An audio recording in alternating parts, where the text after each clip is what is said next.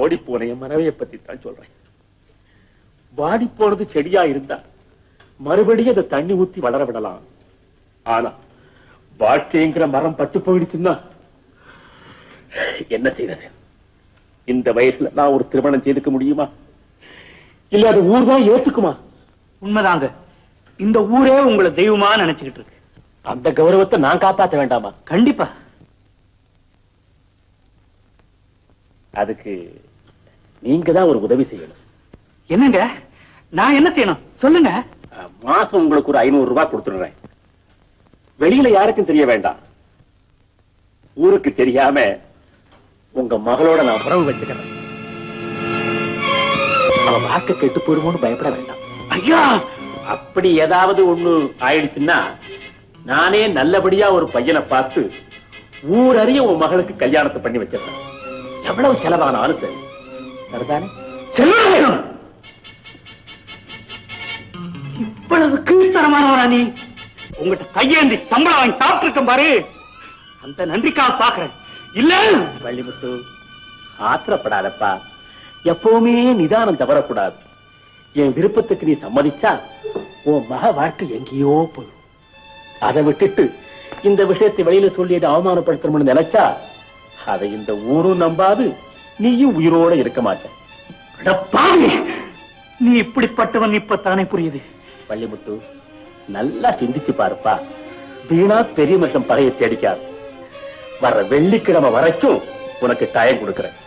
அதுக்குள்ள நான் நினைக்கிறபடி ஒரு நல்ல முடிவை சொல்லி அனுப்பு.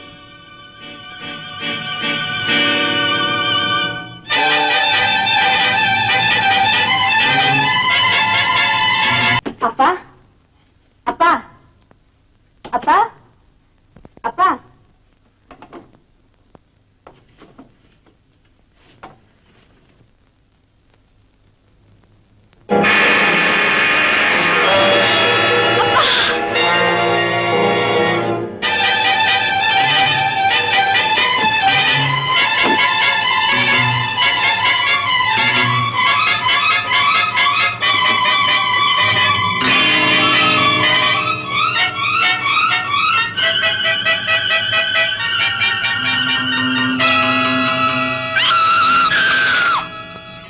கூட பிறந்த தம்பி இறந்து போன போது கூட நான் இப்படி கண்ணீர் விட்டது. ஆனா உண்மையும் விசுவாசம் உள்ள ஒரு நல்லவர் கடவுள் அநியாயமா இப்படி கொண்டுட்டானேன்னு நினைக்கும் போது என்னால அந்த வேதனையை தாங்க முடியாது. எதுக்காக வள்ளிமுத்து இப்படி தற்கொலை செய்துக்கிறோம்? அதுதான் எனக்கு புரியாத புதிரா இருக்கு. நிஜமா அதையே நினைச்சு வேதனைப்பட்டுக்கிட்டு காலையில இருந்து ஒண்ணுமே சாப்பிடாம இருக்கீங்களே, கொஞ்சம் காஃபியாவது சாப்பிடுங்க. ஒண்ணு வேண்டாம், எடுத்துட்டு போப்பா. அட போப்பா. உலகமே தெரியாத பொண்ணு அந்த சிவகாமி. அவளுக்கு நான் எப்படி ஆறுதல் சொல்வேன்னு எனக்கு ஒண்ணுமே புரியல. நீங்க அவர் செய்தராச்சே, ஏன் எதுக்காக தற்கொலை செஞ்சுக்கிட்டாருன்னு உங்ககிட்டயாவது சொன்னாரா? எனக்கு ஒண்ணுமே புரியலையே. அவர் ஏன் சாகணும்? எதுக்காக சாகணும்? சிவகாமி, இனி கவலைப்பட்டு என்னமா ஆக போகுது? கண்ணீரை தொடச்சிட்டு ஆக வேண்டியதை பாருமா. தைரியமாயிருமா.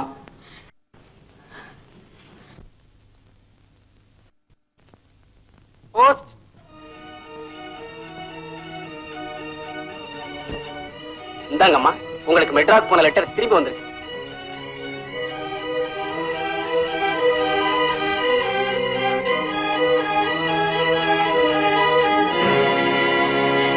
அன்புள்ள சிவகாமி, உன் அப்பா எழுதி கொண்டது.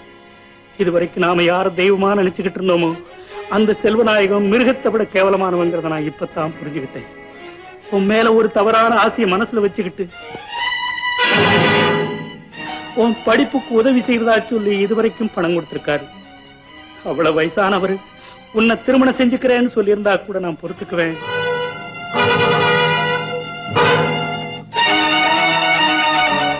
ஆனா எந்த ஒரு மானஸ்தனும் தாங்கிக்க முடியாத கேள்வி என்ன பார்த்து கேட்டுட்டாரு. அவர் விருப்பத்துக்கு சம்மதிக்க மறுத்தா இந்த ஊர்ல உன்னை வாழ விட மாட்டேன்னு சொன்னார். நான் வேலையை விட்டு நின்னுட்டேன். நீ பரீட்சை முடிஞ்சு ஊருக்கு திரும்பி வந்ததும் மேற்கொண்டு நடக்க வேண்டியதை நேர்ல பேசி முடிவு செய்வோம்.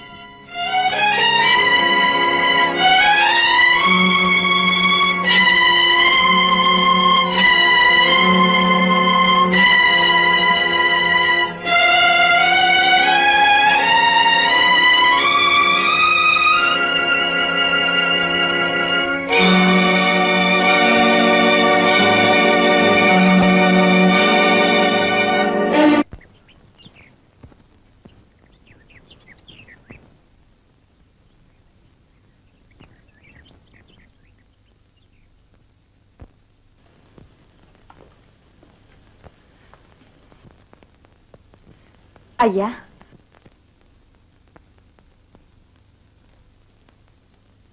வா சிவகாமி.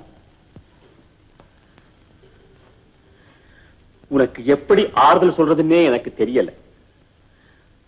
தகப்பனை இழந்து நீ தவிக்கிற, ஒரு நன்றி உள்ளவனை பறி கொடுத்துட்டோமேன்னு நான் துடிக்கிறேன். என்ன செய்யறது? இது இப்படி என்ன அனாதை ஆக்கிடும் நான் நினைக்கவே இல்லை. வருத்தப்படாதேம்மா, நான் இருக்கிற வரைக்கும் நீ அனாதை இல்லை. உன்னை ஆதரிக்க நான் காத்துக்கிட்டு இருக்கேன். அந்த நம்பிக்கையில தான் நான் உங்களை பார்த்தேன். என் எதிர்காலத்தை பத்தி உங்ககிட்ட தனியா பேசணும்னு விரும்புறேன். ஓ, அதை இங்க பேச வேண்டாம். இன்னைக்கு ராத்திரி நானே உன் வீட்டுக்கு வர்றேன். குழந்தை, நீ புறப்படுமா? உங்க வருகைக்காக நான் காத்துக்கிட்டே இருப்பேன். செல்வநாயகம் வாக்கு தவற மாட்டான். நம்பினவங்களை கைவிடவும் மாட்டான். நீ போமா. நீ சொல்றத கேட்டா ஒரே குழப்பமா இருக்கே. ஐயா, இதா இருக்கு எங்க அப்பா எனக்கு எழுதின கடிதாசி. இத படிச்சு பாத்தீங்கன்னா நான் சொல்றதுல உண்மை இருக்குன்னு உங்களுக்கே தெரியும்.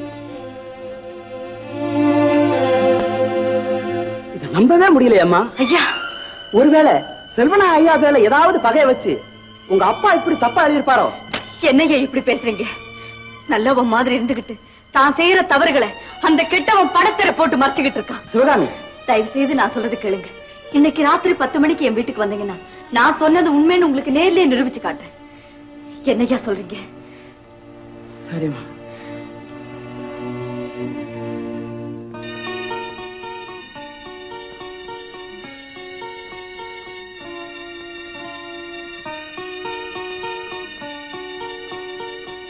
சிவகாமி,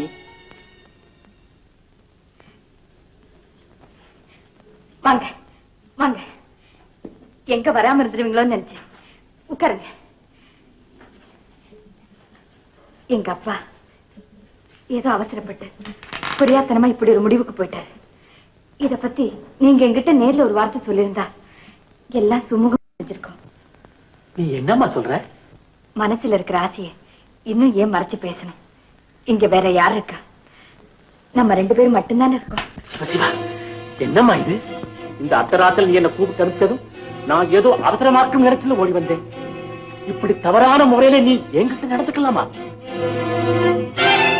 நீ என் மக மாதிரி அம்மா. உங்க அப்பன்னா ஏதோ பணத்துக்காக ஆசைப்பட்டு ஆசாபாசங்களை எல்லாம் வெறுத்து பிரம்மச்சாரியாகவே வாழ்ந்துகிட்டு வர்ற என்ன உன்னை கல்யாணம் செஞ்சுபடி கேட்டான். நான் முடியாதுன்னு சொல்லிட்டேன். அதுக்காக மன உடைஞ்சு அவன் தற்கொலை பண்ணிக்கிட்டான். நீ படிச்சவ, நீயும் இப்படி புத்தி இல்லாம நடந்துக்கலாமா? வள்ளிமுத்து செத்த துக்கம் கூட இன்னும் மறையல, அதுக்குள்ள உனக்கு இப்படி ஒரு ஆசை வரலாமா? இந்த இடத்துல இருக்கவே எனக்கு அருவருப்பா. ஐயா, எங்களை மன்னிச்சிருங்க ஐயா. என்னப்பா விஷயம்? நீங்க எல்லாம் இங்க? ஐயா, இந்த பொண்ணோட பேச்சை கேட்டு நாங்க உங்களை தப்பா நினைச்சிட்டோம். எங்களை மன்னிச்சிருங்க ஐயா. பைத்தியக்கார மனுஷங்க என்ன அப்படி நினைக்கிறது? ஐயா, அவரு பேச்ச கேட்டு ஏமாறாதீங்க. நீங்க எல்லாம் மறைஞ்சிருந்தது எப்படியோ தெரிஞ்சுக்கிட்டு தான் நல்லவரை போல நடிக்கிறாரு. இதை நம்பாதீங்க. சரிதான், போமா. உன் பேச்ச கேட்டுக்கிட்டு ஊருக்கே உபகாரம் செய்துகிட்டு இருந்த ஒரு உத்தமரை சந்தேகப்பட பார்த்தோம். ஐயா, இப்ப என்ன தெரியுது எதுக்காக செத்தானே? நீயும் எப்படிப்பட்டவன்னு இப்ப தெரிஞ்சு போச்சு. அடிச்சவளா? ஆத்திரப்படாதீங்க. அவளோ இருக்கா, நீங்க போங்க. நான் அவளுக்கு புத்தி சொல்லிக்கிறேன். நல்லது ஐயா.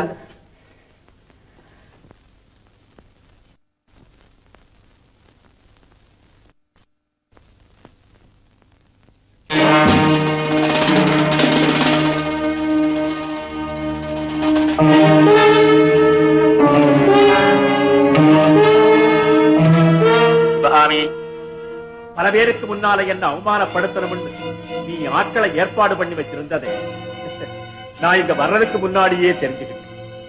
இந்த போலி அலங்காரத்துக்கெல்லாம் நானா மயங்கிறவன்.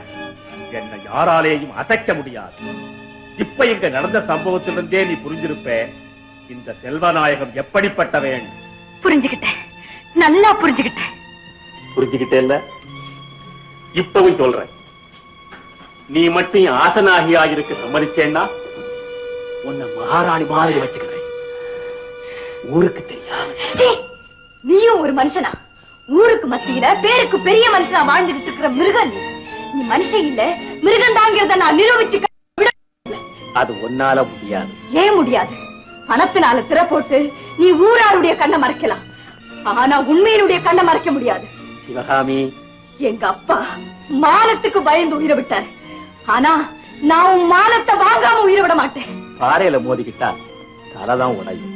புலியால் அடிச்சா அந்த பாறையும் உடையும். குயில் கிளியோட விளையாடலாம், ஆனா புலியோட விளையாடலாமா? உண்மைதான், நீ பசுத்தோல் போர்த்துற புலி. செல்வநாயகம், உன் போலி வேஷத்தை அம்பலப்படுத்துற, உன் பணத்திமர அடக்கற, ஊருக்கு முன்னால உன்னை தலகுனிய வைக்கிற. எப்படி எங்க அப்பா தூக்கு போட்டு செத்தாரோ அதே மாதிரி அவமானம் தாங்க முடியாம நீயும் தூக்கு போட்டு சாகர நிலைமைக்கு கொண்டு வந்து நிறுத்தல. நான் வள்ளிமுத்து மக சிவகாமி இல்ல, இது எங்க அப்பா மேல சத்தியம், சத்தியம். பைத்தியக்காரி. போய்